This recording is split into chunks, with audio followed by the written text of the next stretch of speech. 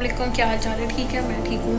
और मैंने कहा कि मैं वेली बैठी हुई हूँ, तो मैं अपने जो मैंने सोलो सिजेरियन किया था उसकी भी स्टोरी शेयर कर दूँ कि मेरी एक एपी है।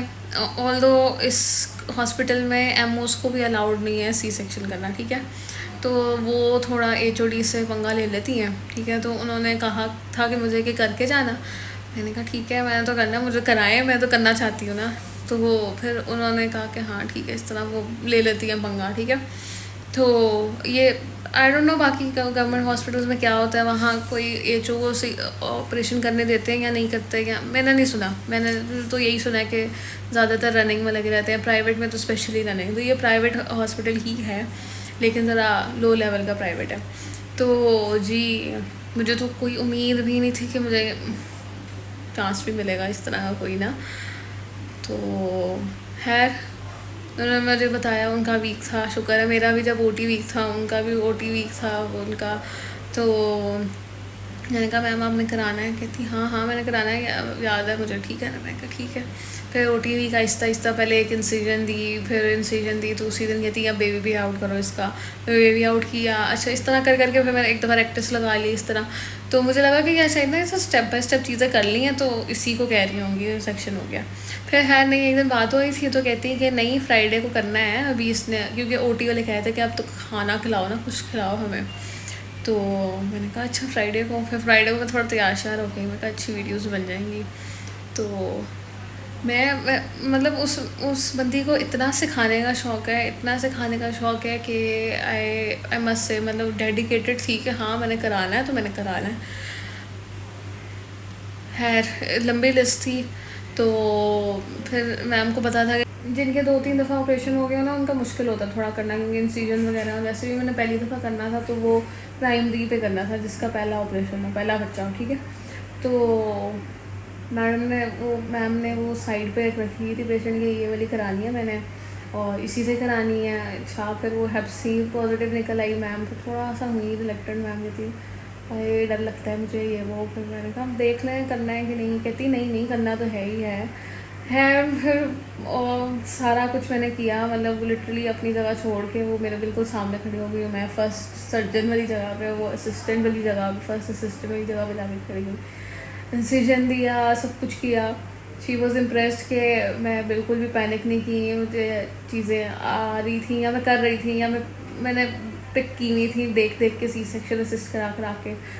तो it was a very very very good day. बहुत ही अच्छा दिन था मेरा। मैं तो इतनी खुश थी। ऑल्दो देखने में ऑपरेशन बहुत आसान लगता है, लेकिन इतनी जान लगती है, इतनी जान लगती है बच्चे को निकालने में। मेरा तो लिटरली बाजू ही रह गया, निकले ही ना निकले ही ना निकले ही ना।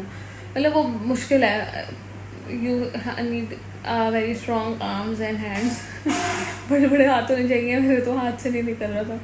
और उसके अलावा स्टिच करते हुए भी एब्डोमेन रेक्टस ये वो बड़ी जान लगती है। तो हाँ, तो गई थी कि मुझे उम्मीद नहीं थी, लेकिन मैंने बहुत अच्छा काम किया। और खैर मैं उनको कहूँगी कि मुझे आइंदा भी बुला लिया करें कभी ना कभी हाथ लगवाने के लिए मरीज़ को।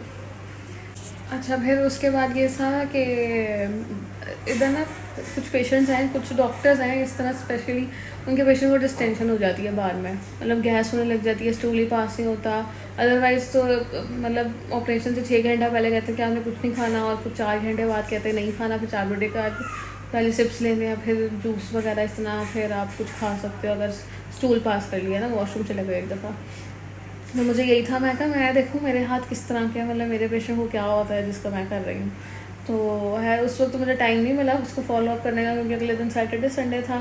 सैटरडे को तो नहीं डिस्चार्ज। अच्छा एनीवेज है, तो मैंने बाद में ओवर रजिस्टर से देखा तो उसका पास था अगले दिन सुबह तक ना, मतलब जैसे आज की है ना, तो कल उसका स्टूल फ्लैट टेस्ट यूरिन सब कुछ पास था, और फिर वो डिस्चार्ज हो गई थी और कोई मसला नहीं था, सिवाय उसके कि उसका पहले ही HB कम था, बस वो वीनोफर लगनी थी उसको।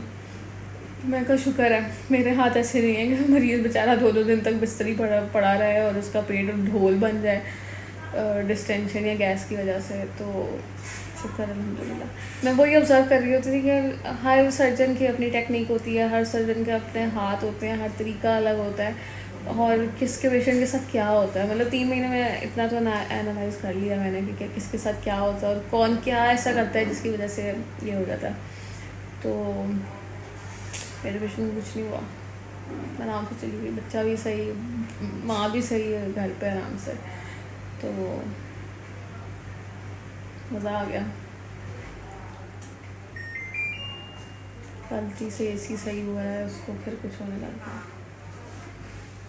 मैंने वीडियो बनानी तो है ही इस बारे में, तो क्यों ना उधर बैठ के ही बना लूँ, कहीं नहीं वार्ड में ही बैठ के बना लूँ बजाय कि मैं बाद में बनाती रहूँ। तो है, अब मुझे बहुत से देर, एक तो मेरा सर बहुत दर्द कर रहा है मीठा खा खा के, ठीक है, और मुझे भूख भी लग गई है। तो ये ज़रा राउंड करके आ जाएं तो फिर मैं खाना खाऊँ।